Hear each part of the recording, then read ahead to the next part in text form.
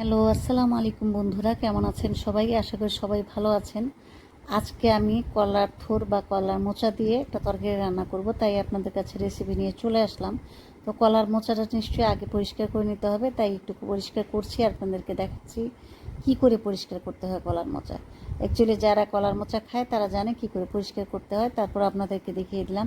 কলার মোচাটাকে কুচি করে সিদ্ধ করে নিয়েছি। সিদ্ধ করার পরে এটাকে বেটে নিতে হবে, না বাটলে এটার তরকারি রান্না করা যাবে না। যেই হচ্ছে কাজ সেইটাই কথা। এখন যদি আমি উল্টাপাল্টা বলি সেটা কিছু মনে করবেন না, কারণ আমার মাঝে মাঝে উল্টাপাল্টা হয়ে যায় কথা। তো আমি ডিম ভেঙে নিলাম, একটু ছাল পড়েছিল সেটা উঠিয়ে নিয়েছি। এখন 4টা ডিম আমি এখানে ভেঙে নিয়েছি। আপনারা যদি 6টা দিতে চান তাহলে আরও ভালো হবে, কারণ 6টা দিলে আরও শক্তিশালী হবে, আর 4টা দিলে একটু শক্তিশালী হবে। আমি যেটাকে একটু শক্তিশালী করেছিলাম, কারণ এটাকে হচ্ছে পুডিং বা কিংবা কেকের মতো করে বানিয়ে ফেলতে হবে এই কলার মোচাটাকে কিংবা কলার থোড়াটাকে। আর এই মোচাটাকে যেহেতু আমি ডিম দিয়েছি, ডিমের মধ্যে কিছু কাঁচামরিচ কুচি করে দিয়েছি, প্লাস দিয়েছি হচ্ছে কিছু মশলা যেটা আমরা মাংসের মধ্যে খাই। আছে হচ্ছে ওটা গোলমরিচ, ঝাল গোলমরিচ যেটাকে বলে কালো গোলমরিচ, সেটা গুঁড়া করে দেওয়া হয়েছে এই মশলার সাথে। আর বেশি করে কাঁচামরিচ দিয়ে এটাকে ভালো করে ফেটে নেব, একটু লবণ দিয়ে দিলাম। তো এখন ভালো করে এটাকে দিলাম ঘুটা ঘুটা ঘুটা, ভালো করে ঘুরতে ঘুরতে এটাকে একেবারে মানে মিশিয়ে ফেলবো। দেখেন ঘুটা ঘুটা করতে করতে একেবারেই মিশে গেছে। এখন এই মিশানো জিনিসটাকে আমি যে বেটে রেখেছি কলার থোরটা, সেই কলার থোরের মধ্যে দিয়ে দিলাম, কলার মোচার মধ্যে দিয়ে দিলাম। থোর বলে ভিতরটাকে, মোচা বলে উপরের যেটা বের হয় খয়েরি রঙের কলার ইসের সাথে থাকে ইসের। আচ্ছা, যাই হোক, আমার কিন্তু কথা মনে থাকে না, যে কারণে আমি ভুলভাল বলছি। এখানে একটু ঘি ঢেলে নিলাম, ঘি দিয়ে বাটিটাকে ভালো করে একটু মেখে চুখে নিয়েছি, কারণ এটার ভিতরে আমি কলার সেই মোচার বাটা এবং ডিম ফেটা দুইটাকে একসাথে মিলিয়ে এটাকে ছেড়ে দিচ্ছি। এটা দিয়ে একটা কেক বানানো হচ্ছে। এটা কেক বানাবো বলে এটাকে একটা স্টিলের বাটির মধ্যে, যেহেতু আমার স্টিলের বাটি মানে আমার টিফিন ক্যারিয়ার ছিল, সেই টিফিন ক্যারিয়ারের ভেতর আমি একটু ঘি মেখে এটাকে বসিয়ে দিলাম। কলার মোচা বাটা আর ডিম ফেটা দুটোকে একসাথে করে মানে সিদ্ধ দিব। এটাকে সিদ্ধ দিব হচ্ছে পানির ভেতর। তাই আমি এটার মুখটা ভালো করে আটকে দিয়ে এই সসপ্যানের ভিতর পানি ঢালবো। আর পানিটা এই পরিমাণ ঢালবো যে এই পরিমাণটা বাটির ভেতরে যেন পানিটা না ঢোকে। আধা বাটি পর্যন্ত, মানে বাটির অর্ধেকটা পর্যন্ত আমি পানি ঢেলে দেবো, এবং তারপরে এটাকে চুলায় বসিয়ে দেবো বলক আসার জন্য। আর যদি বেশি পানি দিয়ে দেন বাটি ডুবে যায়, তাহলে পানিগুলো সব বাটির ভিতর ঢুকে যাবে, যে কারণে একটু কম পানি দিয়েই এটাকে ভাপ দিতে হবে। তো আমার ভাপা হয়ে গেছে, আমি ভাপাটা আর দেখাইনি। তো এইখানে দেখেন আমার কেক অলরেডি রেডি। এই কেকটাকে বের করে এটা প্লেটের মধ্যে ঢেলে নিতে হবে। তারপর এটাকে চাকু দিয়ে সুন্দর করে সাইজ করে, তা আমার এটা আসলে ডিম আর একটু বেশি দিলে আরও সুন্দর করে শক্ত হতো, খুব একটা শক্ত হয়নি বলে কিন্তু একটু ফেটে গিয়েছিল। তা আমি এটাকে কেটে নিচ্ছি, চাকু দিয়ে কেটে তারপরে এটাকে পিস পিস করে নিচ্ছি। আর যদি ডিম বেশি দেন দেখবেন পিসগুলো কিন্তু খুব সুন্দর করে হবে। তা আমার পিস করতে যে একটু ভেঙে গিয়েছিলো, এই পিসগুলোকে এখন এই যে ম্যাগি মশলা আর ডিম ফেটে নিয়েছি, সেই ডিমের মধ্যে চুবিয়ে চুবিয়ে এই পিসগুলোকে আমি একটু ভেজে নিব। তেল আর ঘি মিলিয়ে আমি একটু ঘি দিচ্ছি, কারণ ঘিতে ঘ্রাণ আসে, ঘ্রাণটা আসার জন্য আমি সেই ঘি দিয়ে তারপর আবার একটু বেশি করে সয়াবিন তেল দিয়ে নেব, যেহেতু এগুলো ভাজতে হবে তেলের উপর। এত ঘির মধ্যে তো আর ভাজা সম্ভব না, যেহেতু আমরা গরিবস মানুষ, এত ঘি খেতে নেই।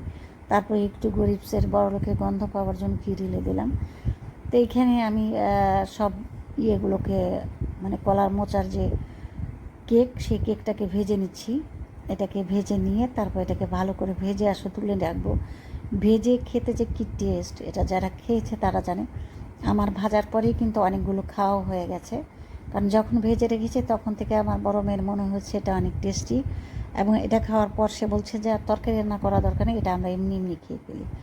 এমনি এমনি খেতে যে এটা অনেক টেস্ট হয়ে গেছে, অনেক মজা লেগেছে। তাই আমি এগুলোকে ভালো করে ভেজে আর বাকি আছে এখনও, সেগুলোকেও ভালো করে ভাজবো। আর কিছুটা খেয়ে ফেলেছি ভাজা অবস্থা, আর কিছুটা রান্না করেছি। তো এই বাকি ভিডিওটা ওইভাবেই দেখবেন। তো এখানে আমি কীভাবে ভেজে তুলে নিয়েছি দেখেন, পুরো কিন্তু মাংস টুকরার মতো লাগছে, যে গরুর কোনো মাংস এইভাবে বেটে আমি ভেজে নিয়েছি, এরকম লাগছিল আমার কাছে। কারণ এটাতে মশলাগুলো দিলে টেস্টটা অনেক বেড়ে যায়, আর এই ভেজে নেওয়া টুকরাগুলো কিন্তু একটু মুচমুচে করে খেলে আরও সুস্বাদু হয়ে যায়। তো এখন আমি এটাকে রান্না করব, সেজন্য আমি হলুদ, মরিচ, জিরার গুঁড়া, ধনিয়ার গুঁড়া, সমস্ত গুঁড়া নিয়েছি। নিয়ে একটু আদা বাটা, একটু রসুন বাটা দিয়ে নেব। দিয়ে একটু হালকা 2-3টা লং দেব। না, লং আমি দিইনি, 2-3টা এলাচ দিয়েছি আর 2টা তেজপাতা দিয়েছি। দিয়ে এটা অল্প মশলার মধ্যে এই যে কলার যে থোরটা আছে আর কলার মোচাটাকে, যে এটার কেক বানিয়েছি, ভাজা কেকগুলোকে সেই মশলার মাধ্যমে আমি রান্না করব। এখানে লবণ দেওয়া হয়েছে এবং মশলাটাকে একটু পানি দিয়ে গুলিয়ে রাখা হয়েছে। কারণ মশলাটা একটু আগে গুলিয়ে রাখলে এটাতে একটু বাটা মশলার স্বাদ আসে, যে কারণে আমি রান্নার আগে সবসময় মশলা গুলিয়ে রাখি। তো আজকেও তাই হয়েছে। পেঁয়াজগুলোকে এখন একটু তেলের উপর ভেজে নিচ্ছি। আমি যে এটা দিয়ে কেকগুলোকে ভেজেছিলাম সেখানে অনেক তেল ছিল, তাই সেখান থেকে অর্ধেকটা তেল আমি ছেঁকে উঠিয়ে অন্য জায়গায় রেখে তারপর ওই তেলটার মধ্যে আবার এই পেঁয়াজকে, 2টো তেজপাতা, 3টা এলাচ দানা দিয়ে তারপর আমি এটাকে মানে একটু পেঁয়াজটাকে ভেজে নিচ্ছি। পেঁয়াজটা একটু লাল লাল হলেই সেটার মধ্যে আমি কিন্তু মশলা দিয়ে দেব। এখানে 3টা এলাচ দিয়ে দেওয়া হয়েছে। এখন আমি মশলা যে রেডি করা আছে সেই মশলাটা দিয়ে দেবো এটার ভিতর। তো মশলার বাটিটাতে একটু পানি মিলিয়ে পরে মশলাটা একটু ভুনে নিই। আর একটু ভোনার পর সেই মশলার বাটিতে একটু পানি গুলিয়ে সেই পানিটা দিয়ে দেবো। যেহেতু আমার পাটা নেই, অনেকে পাটা ধোয়া পানি দেয়, যেহেতু আমি বাটিতে মশলা গুলিয়েছি তাই আমি বাটি ধোয়া পানি দেবো। তো এই বাটি ধোয়া পানি দিয়ে দেওয়ার আগে মশলাটাকে ভালো করে একেবারে ভুনে তেলটাকে বের হওয়া পর্যন্ত আমি অপেক্ষা করছি। অপেক্ষা করার পর আমি বাটি ধোয়া পানিটা এখানে দিয়ে দেব। ঝোল বলা হয়, পানি বললে ঠিক হয় না, তাহলে পানসে। তো আমি বাটির ধোয়া পানিটা দিয়ে দিলাম এটার ভিতর। ঝোলটা যখন একেবারে ডগবগিয়ে ফুটবে, আরও কিছুক্ষণ ভুনা করতে হবে। আমি 2-3 বার ভুনা করি। তো ঝোলটা ফুটে ওঠার পর আমি এটার ভিতরে কিন্তু সেই কেকগুলো ঢেলে দেবো। তো এই যে আমার কেকগুলো ঢেলে দেওয়া হয়েছে। এখন কেকগুলোকে একটু নাড়াচাড়া দিয়ে আরও কিছুক্ষণ ভুনবো মশলাটা। কারণ যত ভুনবেন ততই এটার টেস্ট বেরিয়ে আসবে, ততই এটার মজা বেরিয়ে আসবে। মানে এটা যত আপনি আসলে মজা করে রাঁধতে চান, আস্তে ধীরে সুন্দর করে ভুনে এটার মজাটা বের করে নেবেন ভিতর থেকে। মানে এটার যে একটা রস থেকে সেটাকে বের করে নেবেন। খেতে কিন্তু অনেকই টেস্টি। তা আমি এদিক থেকে ওদিক থেকে দেখাচ্ছি, কারণ ওদিকে ধোঁয়ার যে বাষ্পটা সেটা আমার ক্যামেরায় লাগছিল। তো এই আমার রান্না শেষ, ভুনা হয়ে গেছে। সবাইকে